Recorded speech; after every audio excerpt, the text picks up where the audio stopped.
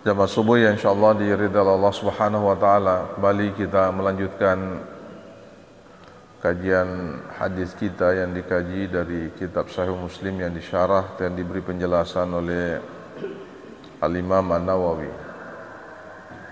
Subuh ini kita akan membahas topik yang oleh An-Nawawi diberi judul Kitabul Masajid wa Mawadi'is Shalah, yaitu pembahasan terkait dengan masjid dan tempat-tempat yang tentu boleh kita melaksanakan sholat. Hadirin jamaah subuh, dalam Islam itu bumi ini boleh ditempati seluruhnya untuk sholat kecuali beberapa tempat. Jadi semuanya di mana saja boleh kita melakukan salat tanpa terkecuali, selama itu tidak dilarang oleh Allah, tidak dilarang oleh Rasulullah.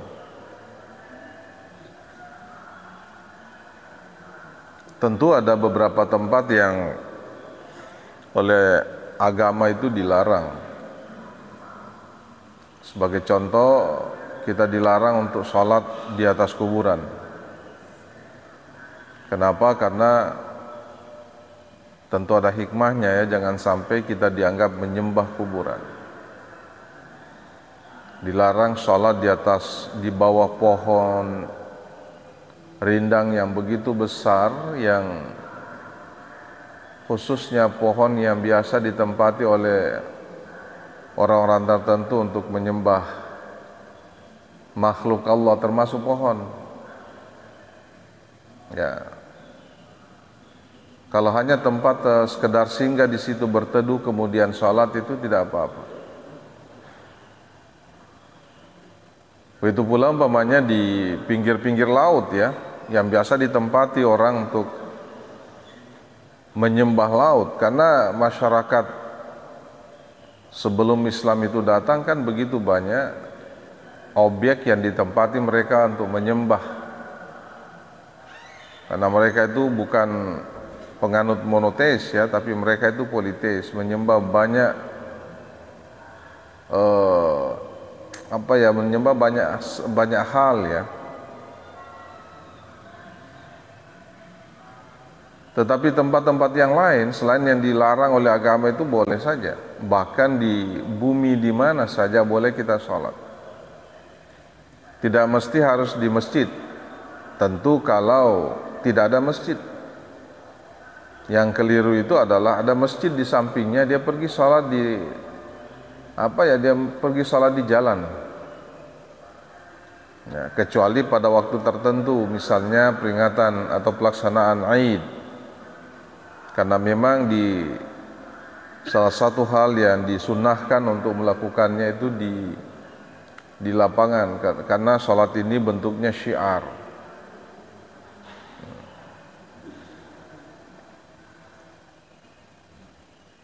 Bisa jadi ada yang mengatakan, gimana kalau tempat kita sholat di tempat ibadah umat yang lain? Katakan kalau kita di Indonesia ada kelenteng, ada pura, ada gereja dan semacamnya, boleh enggak? Secara umum tentu tidak ada larangan. Tapi secara khusus kita harus melihat di situ apakah tidak ada benda-benda yang selama ini ditempati dijadikan oleh penganut agama tertentu sebagai objek untuk beribadah. Ya, umpamanya di situ ada patung, tentu dilarang karena agama melarang kita menyembah patung. Ada salib di situ, boleh saja kita sholat di situ, tapi salibnya sembunyikan dulu, atau paling tidak ditutup dulu.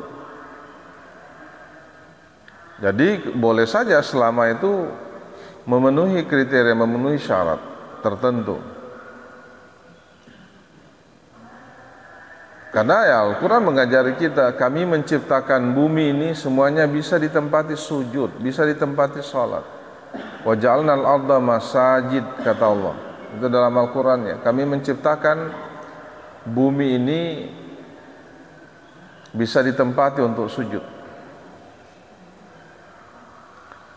Hadirin jamaah subuh, ada dua hadis yang saya ingin sampaikan. Yang pertama adalah hadis yang diriwayatkan oleh Abu Dzar Al-Ghifari. Beliau pernah bertanya kepada Rasulullah, "Ya Rasulullah, ayu masjidin nudiya fil ardi awal?"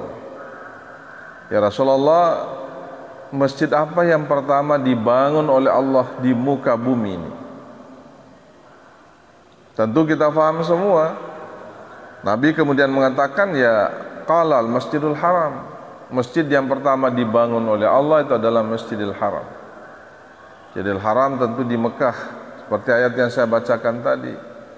Inna awwala baiti wudi'a lin-nas lallazi bi Bakkah. Jadi nama lain kalau dalam Al-Qur'an itu Mekah itu namanya Bakkah.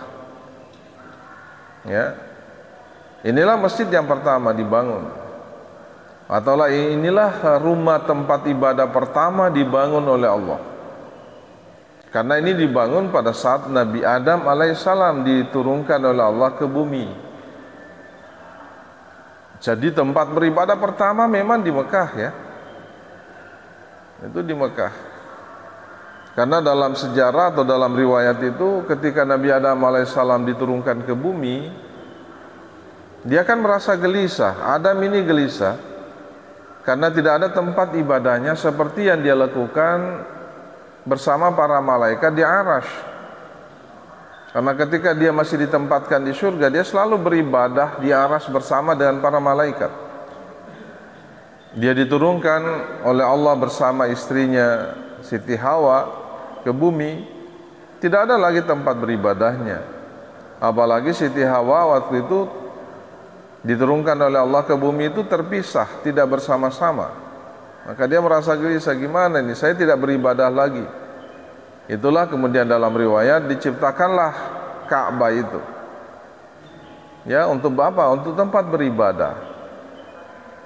Dan itu pula lah sebabnya kenapa Ka'bah itu sejak Nabi Adam alaihissalam sampai hari ini menjadi tempat beribadah. Sejak dulu ya. Bahkan bukan hanya penganut agama samawi seperti Islam. Penganut agama monoteis saja, terutama di kalangan Arab, menjadikan Ka'bah itu sebagai tempat beribadah. Masyarakat Arab itu sejak dulu sebelum Islam datang mereka sudah beribadah di situ, sudah melakukan tawaf. Jadi mereka tawaf sejak dulu. Bahkan mereka beribadah haji sejak dulu dan tempat titiknya itu adalah Ka'bah. Selain tentu selain di Arafah. Jadi mereka sudah melakukan ibadah sejak itu. Sampai kemudian Nabi Ibrahim alaihissalam diturunkan oleh Allah ke situ. Kemudian melahirkan Ismail. Terus dia pulang, kemudian lahir juga Ishak bukan di Arab ya, bukan di Mekah. Ya, karena dari dua anak inilah yang melahirkan banyak nabi dan rasul. Ya, itu Nabi Ismail alaihissalam dan Nabi Ishak. Qultu summa ayyu, saya kemudian kata Abu Dzar bertanya kembali kepada Rasulullah, sesudah Masjid Haram, masjid apa lagi yang dibangun oleh Allah? Nabi menjawab Al-Masjidul Aqsa. Nabi menjawab Masjid Aqsa. Masjid Aqsa ini adalah masjid yang tentu terletak ini di kampungnya Ustaz siapa di belakang ini, yang selalu berperang. Ya, itu tempat di sana Masjid Aqsa itu disebut Aqsa sebenarnya karena Aqsa dalam bahasa Arab itu artinya jauh, paling jauh. Karena dari Masjidil Haram di Mekah ke Palestina itu jauh sekali pada masa itu ya. Maka disebutlah sebagai Al-Masjidul Aqsa. Itu di Palestina yang tempatnya oleh Rasulullah SAW sebagai salah satu tempat untuk melakukan perjalanan Isra dan Miraj. Ya. Karena yang ini dibangun oleh Allah, mungkin itulah secara langsung oleh Allah Subhanahu wa taala, itulah sebabnya kenapa kemudian dua masjid ini selain dari Masjid Nabawi yang diperintahkan oleh Rasulullah SAW untuk boleh ya, kita berusaha keras untuk mendatangi tempat itu. Jadi bukan hanya Masjidil Haram, Masjid Haram di Mekah dan Masjid Nabawi di Madinah, tapi juga Masjidil Aqsa di Palestina. Boleh itu berusaha. Kenapa? Karena salat satu kali di Masjidil Aqsa sama dengan salat 500 kali di luar Masjidil Aqsa. Dalam Islam itu tentu sangat dihormati karena tempat pertama yang menjadi sentrum umat Islam beribadah, tempat kita untuk menghadap kiblat umat Islam itu adalah Masjidil Aqsa. Ya.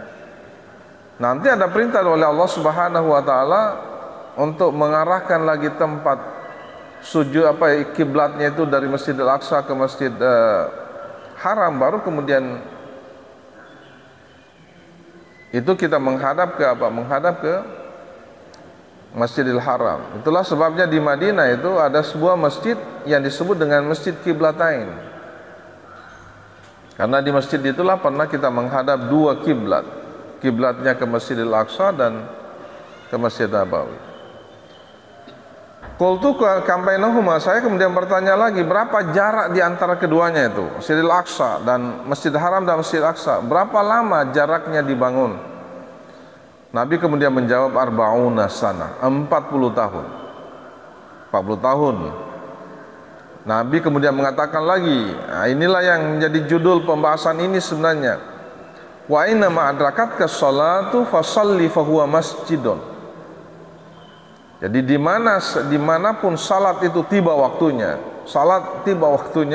maka boleh kamu salat di situ. Fasalli, maka silakan anda salat, fahuwa masjid, karena tempat itu adalah masjid. Di mana saja kita berada, kalau tidak ada masjid boleh kita salat. Kenapa? Karena semua tempat di muka bumi ini itu bisa dijadikan sebagai tempat untuk sujud.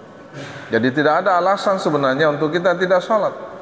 Boleh di mana saja. Ya. Ini riwayat pertama. Yang kedua, ini hadis yang bersumber dari Jabir bin Abdullah Al-Ansari. Beliau mengatakan begini, qala Rasulullah SAW, mu'titu khamsan lam yu'tahunna ahadun qabli. Beliau mengatakan, saya diberikan 5 hal, dianugerahi 5 hal oleh Allah, yang mana 5 hal ini tidak diberikan oleh umat sebelum saya, oleh orang sebelum saya, tentu kita semua juga. Ya, ada 5 hal yang berbeda betul itu. Hanya kepada Rasulullah SAW diberikan itu. Yang pertama, karena kullu nabiyyin yub'atsu ila qaumihi khassah. Yang pertama, ini keistimewaannya Rasulullah, khusus untuk bagi Nabi SAW dan tentu umat Islam ya, bahwa semua Nabi yang diutus oleh Allah Subhanahu wa taala itu selain Rasulullah itu hanya diutus khusus pada kaum yang tertentu. Makanya dalam Al-Quran itu kan biasa dikatakan kaum ini, Nabi ini diutus oleh Hud, itu diutus kepada Bani kepada kelompok tertentu. Ya. Jadi ada wilayah tertentunya, ada kaum tersendiri, mereka diutus ke situ. Namanya Tsamud. Ya, Ad. Di situ Nabi Hud umpamanya diutus oleh Allah. Nabi Isa alaihissalam itu kan, Nabi Musa itu kan kepada Bani Israel, bukan kepada Arab kan? Ya, bukan kepada Arab. Jadi mereka itu diutus secara khusus. Makanya Nabi sebelum Rasulullah SAW itu terkadang itu itu hidup bersamaan pada waktu tertentu. Ya kan? Nabi Musa dan Nabi Syuaib umpamanya itu hidup pada waktu tertentu. Hidup pada masa yang sama, bukan ini Nabi Musa seorang nabi, Nabi Syuaib juga nabi. Bahkan nantinya akan menikahi anaknya kan, Nabi Musa menikahi anak dari Syuaib. Padahal dia sama-sama nabi, diutus kepada kaum yang tertentu. Sementara Rasulullah SAW diutus kepada seluruh alam. Ya, diutus kepada seluruh alam, bahkan sampai akhir zaman. Jadi kalau mereka itu diutus pada tempat tertentu, kaum tertentu, dan mungkin dibatasi pada waktu tertentu, kalau umat Nabi Muhammad tidak. Itu yang pertama, wa bu'istu ila kulli ahmara wa aswada. Yang pertama, yaitu yang kedua. Sementara katanya saya itu diutus kepada seluruh bangsa, apakah yang berkulit merah, berkulit putih, berkulit hitam, kepada semuanya. Sehingga karena seperti itu ya kita lihat Nabi Muhammad SAW itu atau umat Muhammad itu berada di semua tempat. Ya, saya pikir tidak ada satu negara di dunia ini yang tidak ada muslimnya, kecuali mungkin kecuali Vatikan ya. Vatikan itu memang seperti Mekah lah ya, tapi Mekah itu bukan sebuah negara. Vatikan itu kan negara dalam negara ya, diatur dirinya sendiri. Yang kedua, wa uhillat liyal ghanaim. Wah, ini perbedaan yang kedua yang hanya diberikan kepada Nabi, karena saya itu dihalalkan oleh Allah untuk memakan daging apa? Daging kambing. Artinya apa? Sebelum Nabi Muhammad itu tidak dihalalkan kambing itu. Walam tuhilla li ahadin qabli. Kambing itu tidak dihalalkan sebelum saya. Ada ulama yang ini ada penjelasan surahnya di sini, saya tidak bisa bacakan secara keseluruhan. Kenapa? Karena ternyata dulu kambing itu sering dijadikan sebagai objek untuk menyembah berhala. Maka itu dilarang, jangan jadikan itu. Sehingga kalau ada yang menjadikan kambing itu kan masih di kampung itu masih terkadang kita melihat sekali-sekali ya, kambing dilepas untuk dijadikan apa. Itu sebenarnya warisan sebelum Islam itu. Islam datang tidak. Ya. Kemudian yang ketiga wa ju'iltu lil arda thayyibah tahuran wa masjidan. Ini pembahasan kita hari ini. Allah katanya menjadikan bumi ini untuk saya thayyibah tahuran, semuanya bersih. Wa masjidan, semuanya bisa dijadikan sebagai masjid. Jadi semua tempat itu boleh dijadikan sebagai tempat kita untuk sujud. Sehingga tidak ada satupun tempat tidak ada alasan untuk kita tidak sholat karena tidak ada tempat ibadah. Oleh karena itu fa ayyuma rajulin adrakatu sholatu sholli haitsu kana. Itulah sebabnya seseorang itu ketika tiba waktu salat di mana saja itu boleh kita melakukan salat. Ya. Kemudian yang keempat wa nusirtu birru'bi baina yaday masirati syahr. Kemudian yang ketiga, saya ditolong dengan rasa takut. Wa nusirtu birru'bi baina yaday masirati syahr. Saya itu ditolong dengan rasa takut. Maksudnya apa? Ya, yang dihunjamkan ke dada para musuh itu. Maksudnya apa itu? Bahwa ketika Rasulullah SAW ingin hijrah dari Mekah ke Madinah, Nabi kan sebenarnya mau dibunuh itu kan, mau dihabisi dia. Nabi juga sebenarnya pasti sebagai seorang manusia ada rasa takutnya, tapi kemudian ditolong oleh Allah Subhanahu Wa Taala. Bahkan Nabi itu memang sudah berniat untuk dibunuh, dikepung rumahnya, kemudian dia bisa meloloskan diri dan dia pergi sampai dikejar ke Madinah. Nabi-nabi yang lain itu sekalipun ada juga yang sering mau dibunuh, tetapi Rasulullah itu luar biasa karena bahkan yang ingin membunuh beliau itu adalah keluarga dekatnya sendiri, ya, orang-orang Mekah. Itu yang keempat ya. Dan yang terakhir perbedaan Rasulullah SAW, wa'utitu syafa'ah, kekhususan yang diberikan kepada Nabi yang tidak diberikan kepada sebelumnya, karena saya ini diberikan syafa'ah oleh Allah. Satu-satunya Nabi nanti di akhirat yang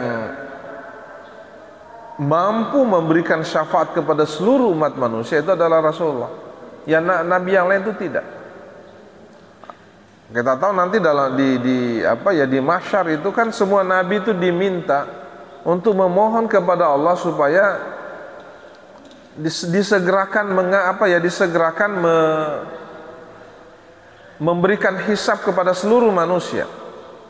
Tapi kan tidak ada satupun nabi yang berani. Mulai dari Nabi Adam tidak berani karena menganggap dirinya pernah melakukan kesalahan. Nabi Nuh juga begitu.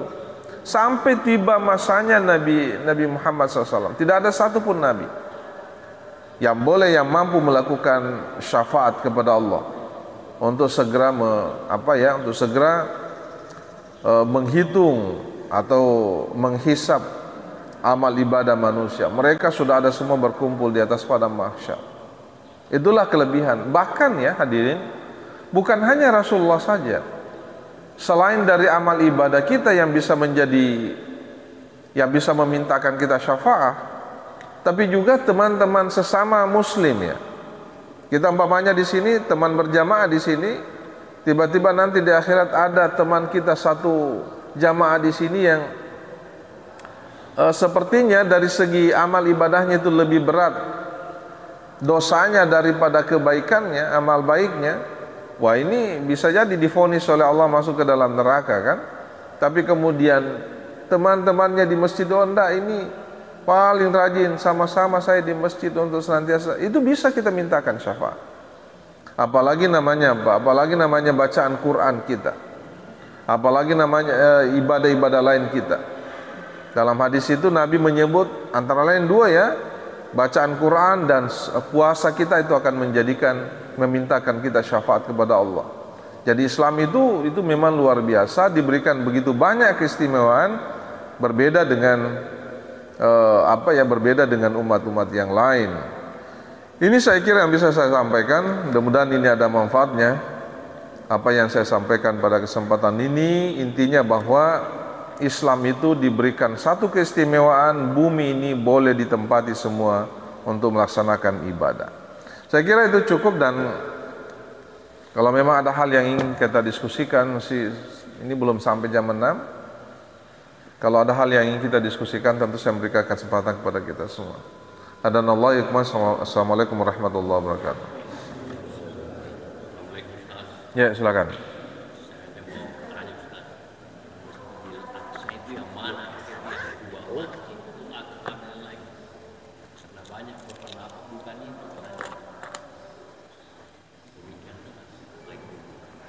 Iya. Masjidil Aqsa yang ditempati, saya juga sebenarnya belum pernah ke sana. Jadi saya belum bisa bicara cerita lebih panjang. Yang jelasnya Nabi menyebut di situ, di Palestina, di Yerusalem ya. Yerusalem. Dan umat Islam sebenarnya orang-orang di situ sebenarnya tahu yang mana ditempati oleh Rasulullah sebagai tempat perjalanan Isra Mi'rajnya. Itulah yang disebut sebagai Masjidil Aqsa yang ada di Palestina. Saya tidak tahu yang bagaimana kubahnya itu, karena bisa jadi ada beberapa tempat di situ. Yang jelas hari ini bahkan bukan hanya hari ini, beberapa waktu yang lalu tempat ini menjadi tempat yang diperselisihkan oleh 3 agama besar. Yahudi mengklaim ini adalah tempat yang paling suci bagi mereka. Yahudi. Kenapa? Karena Musa sebenarnya wilayah kekuasaannya juga di situ. Wilayah menjadi nabi juga di situ. Bani Israel ya. Sekiranya Nabi Ishak itu punya pengikut seperti halnya seperti halnya agama Yahudi, maka dia juga pasti mengklaim tempat itu karena memang dia di situ. Ya, mereka di situ. Apalagi seperti Nabi Isa alaihissalam, karena disebut dilahirkan di situ, sehingga mereka mengklaim semua. Islam juga begitu, karena Islam seperti yang kita pahami, tempat kiblat pertama Islam itu di mana? Itu di Masjidil Aqsa. Ya, jadi ini menjadi apa ya? Sehingga selalu menjadi perselisihan sampai hari ini. Bahkan saling membunuh itu, terutama antara Yahudi dengan Islam. Yahudi dengan Islam sampai hari ini itu. Nah, cuma masalahnya mereka selalu berat sebelah ya. Karena umat Islam itu tidak boleh, mereka boleh saja. Boleh tapi kemudian dengan todongan senjata. Ya. Apalagi mereka didukung oleh negara besar ya, seperti Amerika. Itu yang jadi problem sampai hari ini. Dan mudah-mudahan dengan ya kita selalu berharap saja ya, kalau Palestina diberi kemerdekaan secara full ya, maka mungkin bisa jadi tempat ini sudah bisa didatangi dengan damai oleh umat Islam. Tapi kalau masih begini terus keadaannya, maka agak sulit kita mendatangi tempat itu. Sekalipun ya di Indonesia banyak sih orang-orang yang pernah datang ke situ. Kenapa? Karena memang dalam agama seperti yang saya sebutkan tadi, 3 tempat ini, 3 masjid ini boleh kita berusaha keras untuk datang ke situ. Ya. Tapi tidak berarti bahwa tidak boleh kita pergi umpamanya berziarah ke salah satu masjid. Di Indonesia kan ada masjid besar, Pak ya. Ya boleh saja silakan, tetapi tentu pahalanya beda. Kalau 3 masjid ini pahalanya besar. Karena pahalanya besar, boleh kita berusaha untuk kita mendatangi tempat-tempat itu. Saya kira itu hadirin jamaah subuh. Mudah-mudahan ini ada manfaatnya pertemuan kita subuh hari ini, dan mohon maaf kalau ada hal yang tidak berkenan. Hadanallahu ajmain. Assalamualaikum warahmatullahi wabarakatuh.